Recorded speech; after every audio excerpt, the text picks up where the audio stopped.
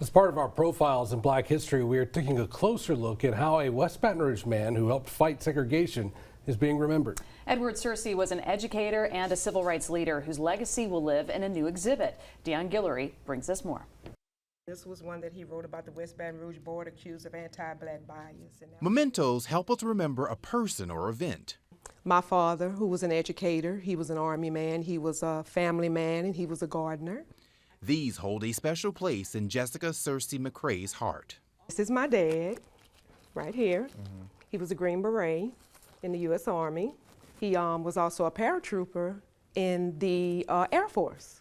Her father is civil rights activist Edward Searcy. He taught biology at Cone High School in Port Allen.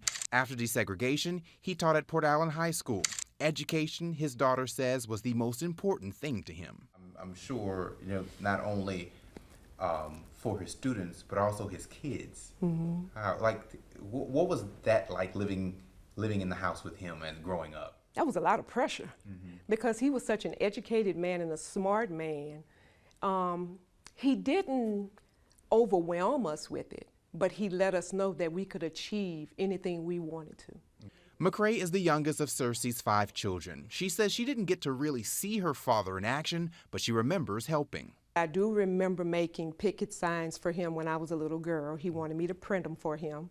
And I don't recall what they were picketing for at that time. That was a long time ago, but I do remember making those signs. One relic from the time is this note about a picket at National Food Store to get them to hire more black workers. November 23rd, 1966, National Food Store, Port Allen, Louisiana. Started at 8:20, ended at 6:30. And he goes on to explain that the effectiveness was excellent.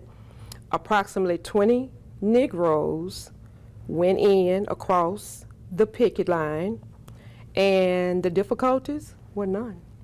That is just one of the many pieces of Searcy's legacy. Another, bringing voting rights and equal pay for all to Port Allen. Could you imagine meeting your hero who you don't even know is your hero at that time?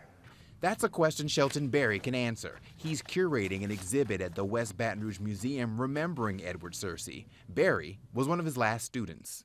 It followed me through my life, to college and then eventually to the military.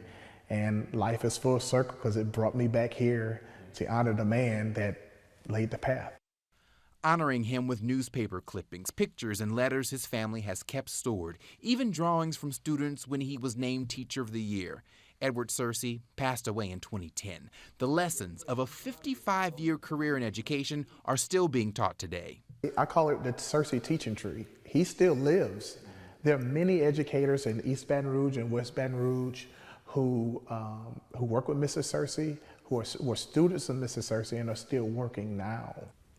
I am touched that so many people love my dad, and I feel very honored that they would think, to keep his memory alive and flowing.